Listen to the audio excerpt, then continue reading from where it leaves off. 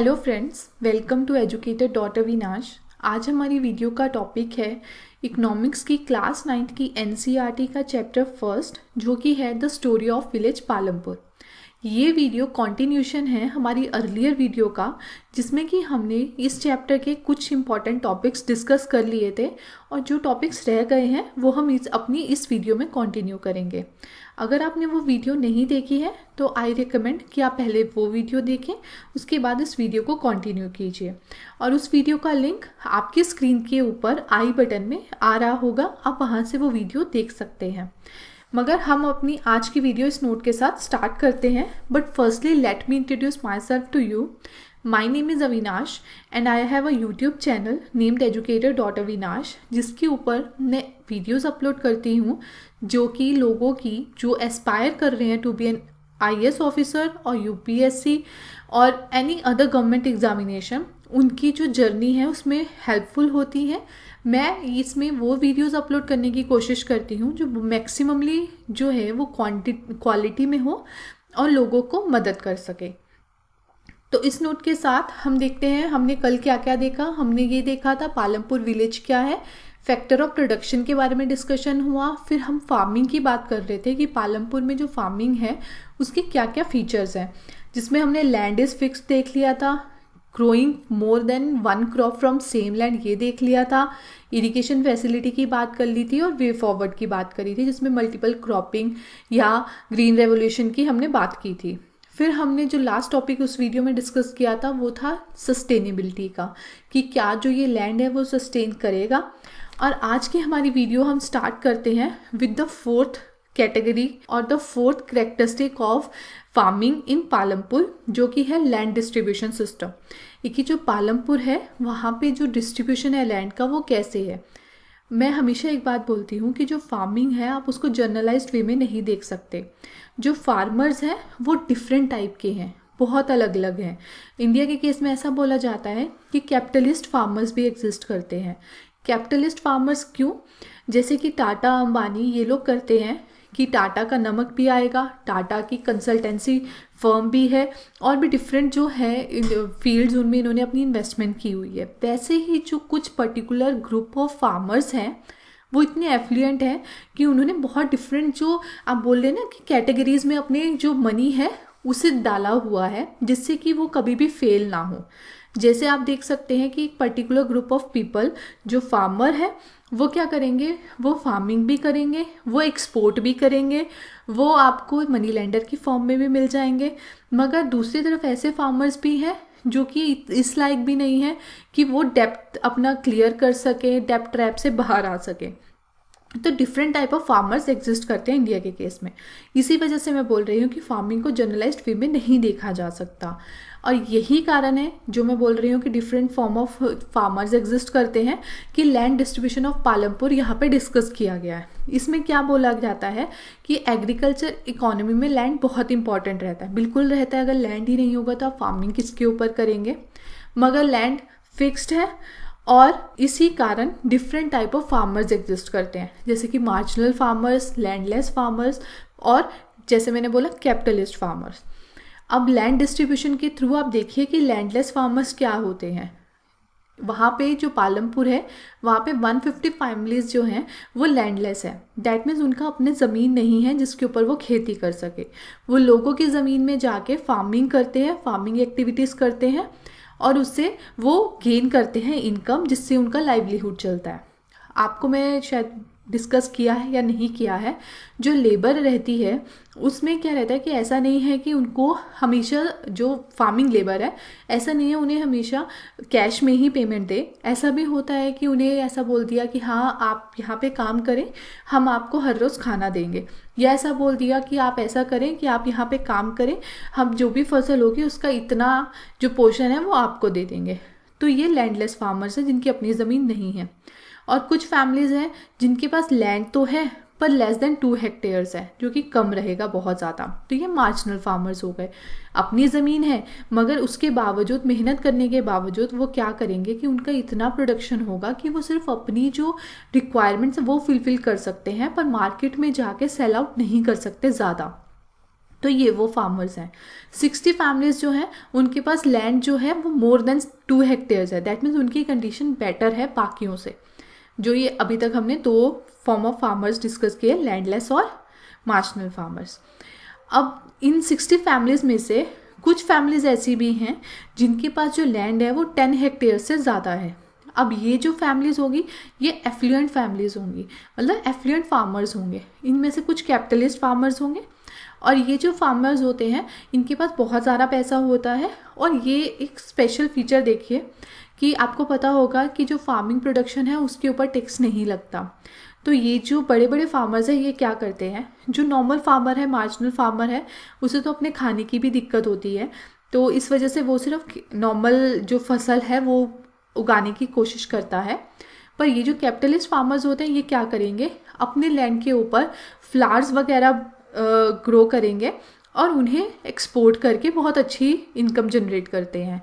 और उनके ऊपर टैक्स तो है ही नहीं, तो नेचुरली वो जो भी इनकम आती है वो इनके पास चली जाती है। तो इस वजह से जो कैपिटलिस्ट फार्मर है ये और एफिलिएंट हो जाते हैं। ये कारण है कि ऐसा बोला जाता है कि इंडिया में जो फार्मर्स हैं वो बहुत बहुत तरह के रहते हैं। ये हो गया लैंड डिस्ट्रीब्यूशन की बात। फिर आती है who will provide the labour. अब लेबरर कौन होगा, तो मैंने जैसे बोला ये जो लैंडलेस फार्मर्स हैं ये भी लेबरर का काम करेंगे। यहाँ क्या लिखा है, small farmers along with their families cultivate their own field, कि वो अपने खुद की फील्ड के ऊपर काम करते हैं क्योंकि उनके पास इतना फील्ड ही नहीं है, उनके पास इतनी ज़्यादा सेविंग नहीं हो पाती है, इतनी ज़्यादा प्रॉफिटेबिलिटी नहीं रहती है कि वो डिफरेंट लेबरर्स रख सकें। इस वजह से वहाँ पे तो लेबरर की ज़रूरत नहीं रहती, वो अपनी फैमिली मेम्बर्स को इन्वॉल्व करते हैं। और ये फैमिली मेम्बर्स की इन्वॉल्वमेंट क्या है, डिस्गाइज्ड अनएम्प्लॉयमेंट। फिर क्या है, labour required by medium and large farmers, कि जो ये मीडियम और लार्ज फार्मर्स है इनको लेबर की ज़रूरत पड़ती है क्योंकि इनके पास लार्ज फील्ड्स हैं, तो इन्हें ज़्यादा लोग काम के लिए चाहिए, इस वजह से वो लेबर रिक्वायर करते हैं। और मैंने पहले ही बोला लेबरर को ऐसा नहीं है ज़रूरी कि वो कैश में मिले, जो भी उनका पेमेंट है वो इन काइंड भी होता है। They are employed on daily basis, ऐसा नहीं है कि उनको आप परमानेंट रखते हो, वो पर्टिकुलर टाइम पीरियड उन्हें रखा जाता है ऑन डेली बेसिस। इसी कारण क्या हो रहा है, सीजनल अनएम्प्लॉयमेंट हो रही है। अगर सीज़न है तो आपने उन्हें एम्प्लॉय कर लिया, अगर सीज़न नहीं है तो आपने उन्हें बोल दिया कि भाई हमें ज़रूरत नहीं है, आप कोई और काम देख सकते हैं। तो इसे क्या बोलते हैं, सीजनल अनएम्प्लॉयमेंट। फिर आती है बात कैपिटल की। हमने 4 फैक्टर ऑफ प्रोडक्शन देखे थे, तो जो थर्ड था वो क्या था, कैपिटल का।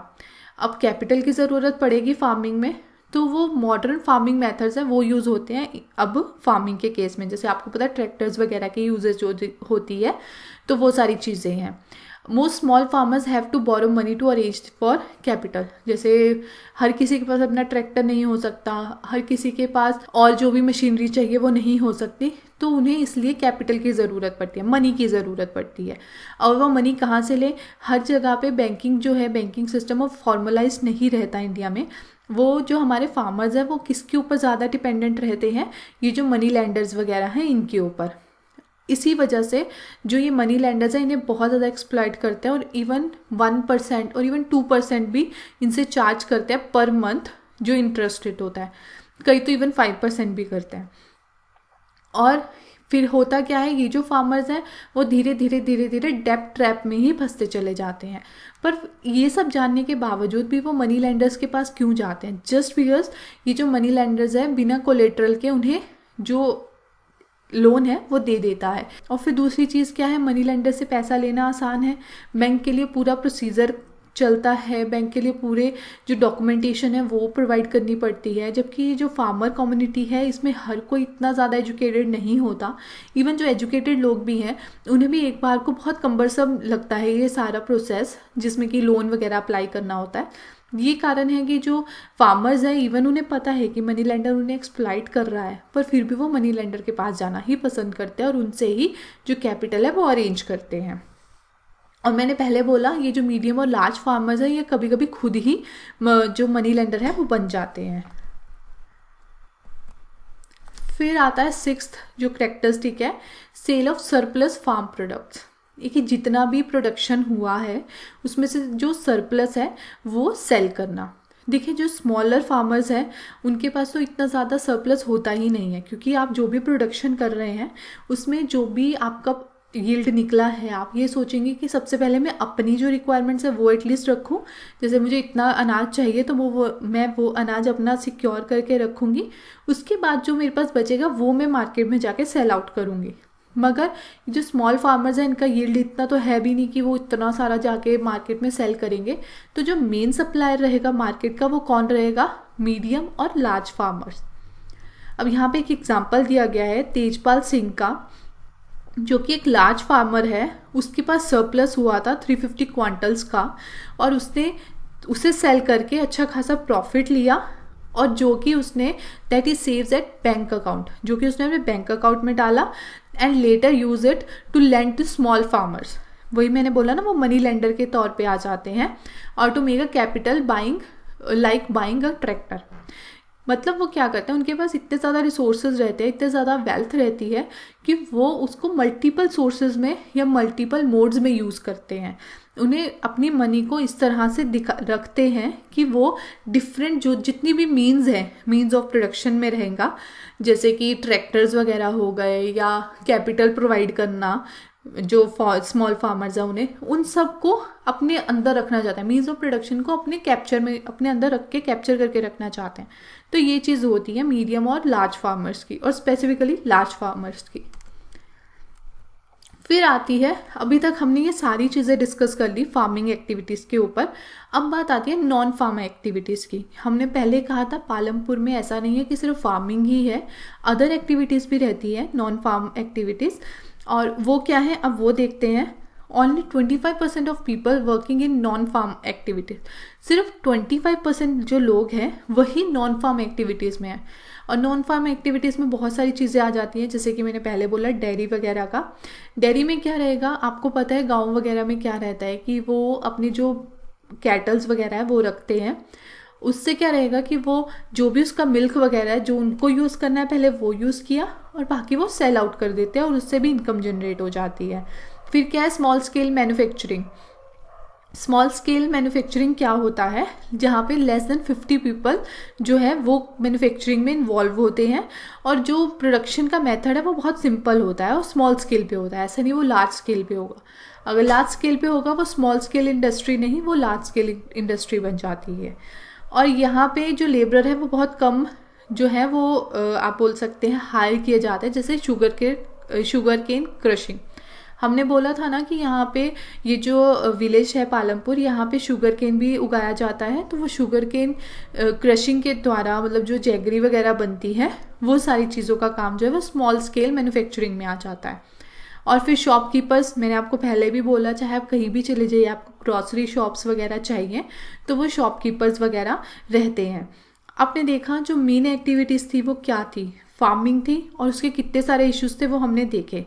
आपको पता होगा कि आपका जो इकोनॉमिक्स का सिलेबस है उसमें फार्मिंग वगैरह, इवन इकोनॉमिक्स नहीं, फार्मिंग तो आपको डिफरेंट पॉइंट ऑफ व्यू से कवर होगी, पर एग्रीकल्चर का पर्टिकुलर टॉपिक आपको अपनी इकोनॉमिक की जो मेंस का सिलेबस है उसमें मिल जाएगा।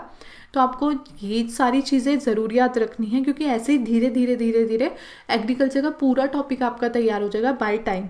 आप खुद देखेंगे कि आपको पता भी नहीं चलेगा और आपके ये टॉपिक्स तैयार हो जाएंगे। मगर अभी हम देखते हैं ये और जो भी नॉन फार्म एक्टिविटीज़ रह गई है वो, और क्या है ट्रांसपोर्ट। आपको पता है ट्रांसपोर्ट हर जगह चाहिए।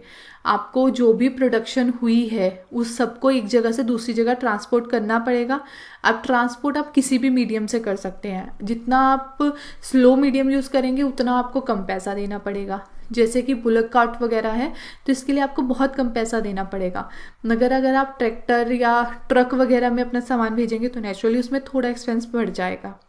तो डिफरेंट टाइप ऑफ ट्रांसपोर्टेशन तो पालमपुर में अवेलेबल है, वो तो आपको पता ही है। और उन ट्रांसपोर्टेशन में जो लोग इन्वॉल्व है जैसे रिक्शा पुलर वगैरह, तो उन सब की भी जो लाइवलीहुड है वो नॉन फार्म एक्टिविटीज़ से चलती है। यहाँ पे एग्जाम्पल दिया जाता है किशोर का, जो कि एक फार्म लेबरर है जिसने एक लोन लिया बैंक से और उससे बफेलो जो थी उसको बॉट किया, मतलब उसे खरीदा। उसका क्या करता है वो, वैसे तो उसका मिल्क निकाल के उसे सेल भी करता है और उसे वुडन कार्ट से जोड़ के उसे ट्रांसपोर्टेशन के लिए भी यूज़ कर लेता है। तो इस तरह से डिफरेंट मीन्स ऑफ लाइवलीहुड हो सकते हैं किसी भी विलेज में। हमने जो विलेज डिस्कस किया वो पालमपुर था, जिसमें हमने बहुत सारी टॉपिक्स डिस्कस किए जो कि आप देखेंगे तो जर्नलाइज्ड वे में इम्पॉर्टेंट रहेंगे। हमने सबसे इम्पॉर्टेंट जो चीज़ डिस्कस की थी फैक्टर ऑफ प्रोडक्शन हमने डिस्कस किया है। जो इंडिया के केस में फार्मिंग के रिलेटेड जो भी इश्यूज़ है वो हमने काफ़ी ज़्यादा टच किए हैं, जितने हम टच कर सके।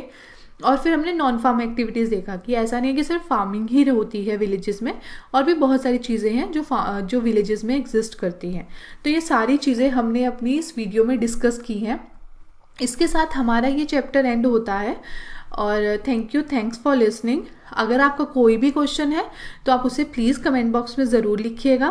और हमसे कनेक्ट होने के लिए जो भी प्लेटफॉर्म्स पे लिंक है वो हम आपको डिस्क्रिप्शन बॉक्स में दे देंगे। आप वहाँ पे क्लिक करके आप हमसे कनेक्ट हो सकते हैं थ्रू डिफरेंट प्लेटफॉर्म्स। और एक हमारा टेलीग्राम चैनल है, आप उसे ज़रूर ज्वाइन कीजिए, जिसका लिंक यहाँ पे लिखा है। तो अगर आप चाहें तो आप उसे ज्वाइन कर सकते हैं। So thanks for listening.